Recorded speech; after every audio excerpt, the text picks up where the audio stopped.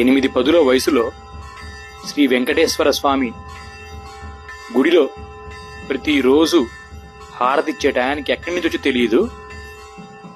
ప్రతిరోజు పొద్దున్నే వచ్చి చేతులతో దాదాపు ఆ 30-40 కేజీల బరువుండే ఆ గంటను మోగిస్తూ ఉంటుంది. ఆ వెంకటేశ్వర స్వామి ఆమె గంట మోగిస్తే కానీ నైవేద్యం స్వీకరించడేమో. దాదాపు 1/2 గంట పట్టిద్ది. స్వామివారికి అంత ముందున్న అలంకరణ తీసేసి స్నానం చేపించి మళ్ళీ అలంకరణ వేసి హారతిచ్చి పక్కన ఉన్న దేవుళ్ళకి హారతిచ్చి అప్పుడు జనానికి చూపించేటప్పుడు దాకా ఈమె గంట మోగిస్తానే ఉండిద్ది. చూడండి ఆ భక్తి. తనకు తెలుసు ఈ కార్లు బంగ్లా కన్నా కూడా చనిపోయిన తర్వాత దేవుడు చూసేది పుణ్యం, దేవుడి మీద నమ్మకాన్ని మాత్రమే ఆయన ఆస్తిగా కొలుస్తాడని.